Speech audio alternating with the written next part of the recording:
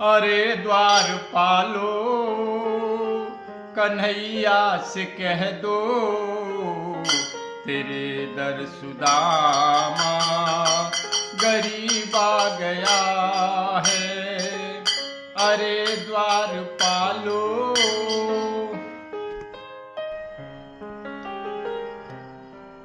तो राधे राधे मित्रों, आप सभी का मेरे वसंत पंडित जी ब्लॉग में स्वागत है। तो गाइस, आज मैंने ब्लॉग में जो दिखाना चाहा, मैंने सोचा आज मैं ब्लॉग में दिखाता हूँ कृष्ण सुदामा वर्णन, जो मुझे बड़ा अच्छा लगता है और बड़ा मार्मिक और धार्मिक है और एक अमीरी गरीबी का फासले को मिटाता है कि हर इंसान ऐसा सोच ले तो जितनी भी धार्मिक कथाएं होती हैं उनमें कुछ न कुछ देती हैं। तो कृष्ण सुदामा जो थे बचपन के साथी थे और भगवान श्री कृष्ण के सखा थे सुदामा। तो एक थे द्वारिकाधीश जो कि द्वारिका नगरी के राजा थे और एक थे निर्धन, बहुत ही निर्धन, जिनके घर कुछ खाने को ही नहीं था। तो ऐसे सुदामा की जो पत्नी होती है वो उनसे कहती है कि आप कहते हैं कि आपके जो मित्र हैं वो भगवान श्री कृष्ण हैं और वो द्वारिकाधीश हैं और आप इतने निर्धन हो तो आप उनके पास क्यों नहीं जाते हो। तब उस समय सुदामा कहते हैं, बामन को धन केवल भिक्षा औरन को धन चाहिए बामरी, बामन को धन केवल भिक्षा। क्योंकि सुदामा जो थे बहुत त्यागी ब्राह्मण थे जिनको धन का बिल्कुल भी लोभ नहीं था।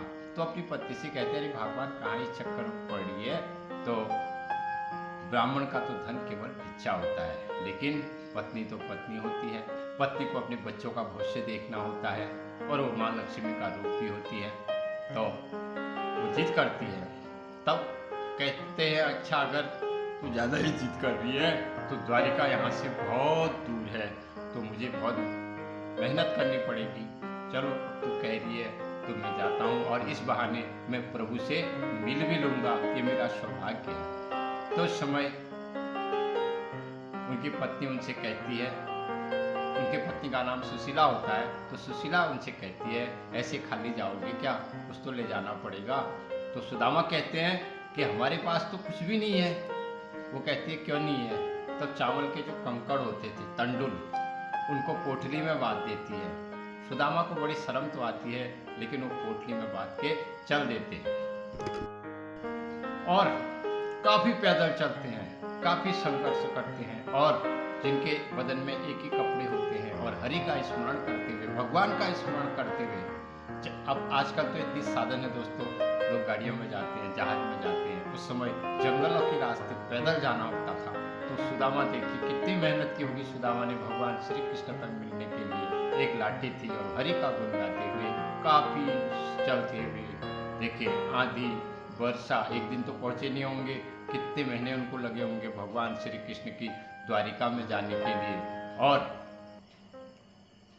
द्वारिका नगरी में जब वो जाते हैं तो इधर उधर देखते हैं द्वारिका नगरी में, वो बड़े अचंभित हो जाते हैं और काफ़ी दिनों तक तो द्वारिका नगरी में घूमते रहते हैं। और अब आप किसी शहर में चले जाओ, यहाँ राष्ट्रपति प्रधानमंत्री से मिलना हो तो कैसे जाओगे, कहाँ उनका महल है। तो कितने महीनों तो उन्हें वो द्वारिका में घूमने में लग जाते हैं, तब जाके वो भगवान श्री कृष्ण के महल तक पहुँचते हैं दोस्तों। तो द्वारिका नगरी में आते हैं, भगवान श्री कृष्ण के महल तक आते हैं और कभी संकोच बस कुछ कस नहीं पाते और बड़ी हिम्मत करके वो द्वारपालों के पास जाते हैं और बड़ी हिम्मत जुटा के कहते हैं। तो द्वारपाल भी उनको बड़े अचंभे से देखते हैं। तो द्वारपाल कहते हैं, आपको किससे मिलना है, क्योंकि ब्राह्मण भेष है तो ब्राह्मण भेष में हर कोई सम्मान करता है। तो कहते हैं, ब्राह्मण देवता आपको किससे मिलना है। तब वो कहते हैं कि मुझे भगवान श्री कृष्ण से मिलना है, द्वारिकाधीश से मिलना है, वो मेरे बचपन के सखा हैं। और ये सब सोच के द्वारिका जो द्वारपाल होते हैं उन्हें बड़ा आश्चर्य होता है और फिर वो कहते हैं, आप रुको, हम जाते हैं द्वारिकाधीश के पास। तो द्वारिकाधीश के पास जाते हैं, कहते हैं, शीघ्र सुपगा न जगा तन में और उपाय उपानन ही नहीं सामा, धोती फटी सिलटी दुपटी और उपाय उपानन की नहीं। कहते हैं कि जिसके सिर में पगड़ी नहीं है, धोती कितनी जगह से सिली हुई है, जो नंगे पाँव का है और दिखने में पगला जैसा लगता है, हे भगवान वो तुम्हें अपने बचपन का सखा कहता है। अरे द्वार पालो कन्हैया से कह दो, तेरे दर सुदामा गरीब आ गया है। भटकते भटकते न जाने कहाँ से तुम्हारे महल के करीब आ गया है। तब कहते हैं हे द्वारपालो, तुम कन्हैया से जाके कह दो कि तुम्हारे घर में, तुम्हारे द्वार पर एक गरीब सुदामा आ गया है और भटकते भटकते न जाने कहाँ पर तुम्हारे महल के करीब आ गया है। न सर में है पगड़ी न तन पे है जामा, बता दो कन्हैया को नाम है सुदामा।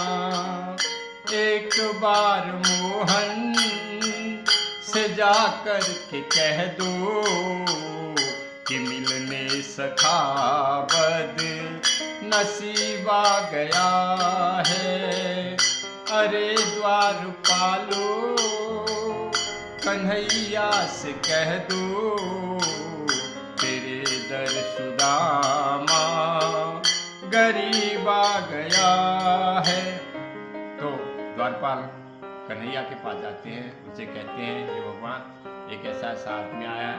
और जैसे ही कान्हा को ये पता लगता है भगवान श्री कृष्ण को, तो वो सब छोड़ के दौड़ने लगते हैं और महल वाले बड़ा आश्चर्य करते हैं, आज ये प्रभु से कौन ऐसा मिलने आ गया जो प्रभु इस तरफ भागे जा रहे हैं। तो भगवान भागे जा रहे हैं, उनके पीछे सारे उनके जो सेवक हैं वो भी भागे जा रहे हैं। सब देखकर चौंक जाते हैं। सुनते ही दौड़े चले आए मोहन, लगाया गले से सुदामा को मोहन। हुआ रुक्मणी को बहुत ही अचंभा, ये मेहमान कैसा अजीब आ गया है। अरे द्वारपालो कन्हैया से कह दो, तेरे दर सुदामा गरीब आ गया है। और जैसे ही भगवान श्री कृष्ण ने सुना, वो दौड़े दौड़े आए और सुदामा को गले लगाया, गले ही नहीं लगाया, अपने महल में लाए और अपने बराबर में उनको बैठाला। कहते हैं और रुक्मणी ये देखकर बड़ा आश्चर्य करने लगी कि ऐसा आज कौन आ गया। तब भगवान ने जो है उनके चरण धोने के लिए जल मंगाया। उससे पहले उनके आंसू की क्या आंसू कहते आंखों से अश्रुधारा बह चुकी और उन्हीं आंसुओं से भगवान श्री कृष्ण ने सुदामा के चरण धोए। बराबर में अपने सुदामा बैठाए, चरण आंसुओं से श्याम ने धुलाए। न घबराओ मोहन न घबराओ प्यारे, जरा तुम सुदामा, खुशी का समा तेरे करीब आ गया है। अरे द्वारपालो कन्हैया से कह दो, तेरे दर सुदामा गरीब आ गया है। और फिर उनको अपने करीब में बैठाते हैं और कहते हैं अब तुम चिंता मत करो, अब तुम मेरे पास आ गए हो। लगे फिर सुदामा पुतलिया छुपाने, मगर छीन कर लगे उसे कृष्ण खाने।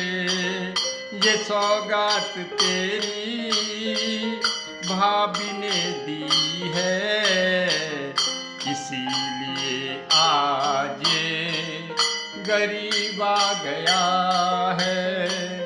अरे द्वार पालो कन्हैया से कह दो तेरे दर सुदामा गरीब आ गया है। तो फिर सुदामा को जो है भगवान बैठाते हैं और कहते हैं कि हमारे भाभी ने कुछ भेजा होगा। भगवान तो सब जानते हैं, वो अंतर्यामी क्योंकि पूर्ण ब्रह्म परमात्मा के अवतार है। तो पोटली सुदामा छुपाते हैं, लेकिन भगवान छीन लेते हैं और 2 मुट्ठी खाते हैं। 2 मुट्ठी खा के उनको 3 त्रिलोक का साम्राज्य दे देते हैं। और तीसरी मुट्ठी में रुक्मिणी उनका हाथ पकड़ लेती है, कहती है भगवान कुछ अपने लिए भी बचाओगे क्या, या सभी इन्हीं को दे दोगे। तो भगवान तो ऐसे भाव के भूखे हैं, सर्वस्व लुटाने वाले हैं।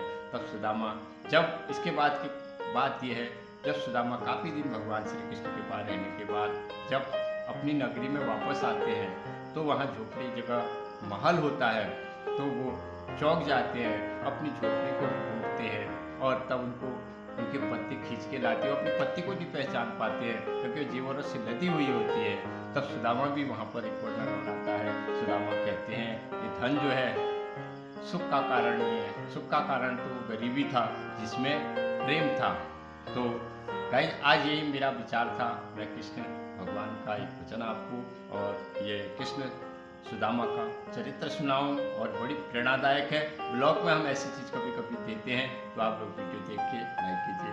हम न भूलेंगे तुमको कन्हैया, हम न भूलेंगे तुमको कन्हैया, तुम भुलाने की कोशिश न करना, दीन दुखियों के जब तुम हो दाता, तो रुलाने की कोशिश न करना, हम न भूलेंगे तुमको कन्हैया, हम न भूलेंगे तुमको कन्हैया, तुम भुलाने की कोशिश न करना, हमने तुमको ही दिल में बसाया, सारी दुनिया को दिल में भुलाया, हमने पकड़ा है दामन तुम्हारा, अब छुड़ाने की कोशिश न करना, जिसका कोई नहीं उसका तू है, तूने गीता में यही कहा है, अपना वादा निभा श्याम प्यारे, मुकर जाने की कोशिश न करना, तुमसे मिलने का रास्ता कठिन है, लेकिन फिर भी हम तो चल पड़े हैं, अपना रास्ता दिखा श्याम सुंदर, घर लौटने की कोशिश न करना। राधे राधे मित्रों, वीडियो अच्छी लगी लाइक करना, कमेंट करना, शेयर करना, सपोर्ट करना। जय श्री राधा कृष्ण। पता नहीं कि भगवान की कथा वाले को कम लोग सपोर्ट करते हैं, धार्मिक चीज़ें ज़्यादा दिखाने से। तो आप सपोर्ट करना, जो भगवान के भक्त होंगे वो सपोर्ट करेंगे। तो कल मिलेंगे अगले ब्लॉग में। जय श्री राम।